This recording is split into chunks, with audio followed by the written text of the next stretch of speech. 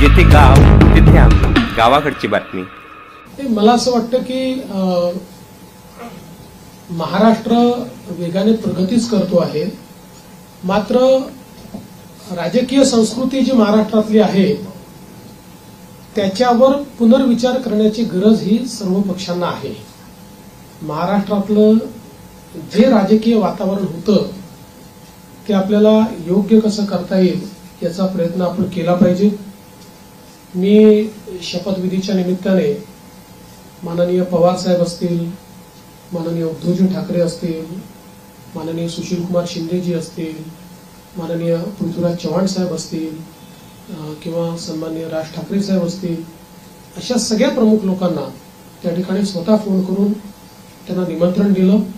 त्यातल्या प्रत्येकाने माझं अभिनंदन केलं, मला शुभेच्छा दिल्या। काही व्यक्तिगत कारणाने ती लोक येऊ शकले नाहीत, पण त्यांनी शुभेच्छा दिल्या। मला असं वाटतं की जो राजकीय संवाद महाराष्ट्रामध्ये आणि इतर राज्यांमध्ये आणि विशेषतः दक्षिणेच्या राज्यांमध्ये जे काही अंतर आहे ते हेच अंतर आहे की महाराष्ट्रात राजकीय संवाद हा कधी संपला नाही। आपण अनेक राज्यांमध्ये असं बघतो की दोन पक्षांमध्ये किंवा दोन नेत्यांमध्ये इतका विसंवाद असतो की हिंदीमध्ये ज्याला खून के प्यासे म्हणतो अशा प्रकारची परिस्थिती आपल्याला पाहायला मिळते। ती महाराष्ट्रात नव्हती, आजही नाही आणि ती पुढेही राहू नये हा माझा प्रयत्न असेल।